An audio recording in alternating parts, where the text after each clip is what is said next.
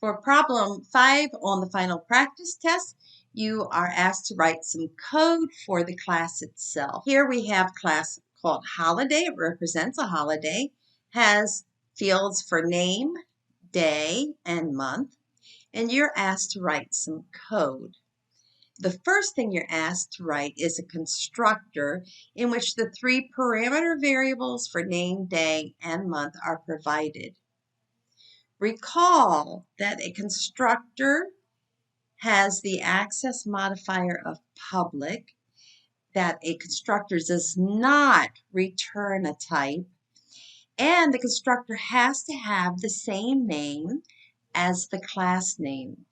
And you may optionally provide parameter variables, and a constructor can be overloaded, but in this case, you're only asked to do the one constructor.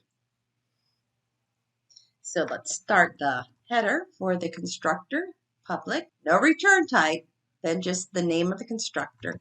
And then the next will come the parameters. And the parameters, it can actually have the same name as your private fields, but they don't have to be.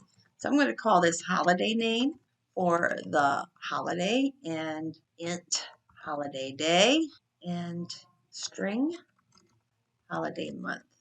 It might help you with the readability by calling it a different name, but you don't have to.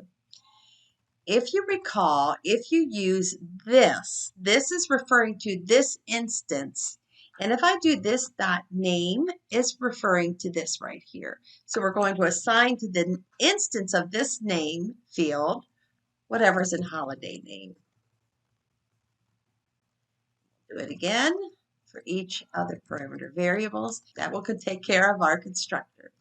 Okay, the next thing we're going to do is we're going to write a method, and we're going to call it isWinterHoliday. So in this case, if the holiday month is December, January, or February, we're going to return true. So this will be a Boolean method, unlike a constructor, which does not have a return value. So for the method header, it's going to be public. Now, it is no longer static because we will be running this method when there's an instance. So you do not want this to be a static method. It will return a Boolean value, and the name is isWinterHoliday. And there does not need to be any parameter sent to it because month will already have a value for this instance. We're going to check what is in month. So we'll check, well, is this month equal December? And we'll do the same thing for January and February. Okay, I have that typed up. If this month dot equals December, and then I have an or, and I repeat it again for January, then there's another order with or, and we repeat it again for February. If that's true, then it is winter and we will return true. The rest is easy. Otherwise, else, we will return that false.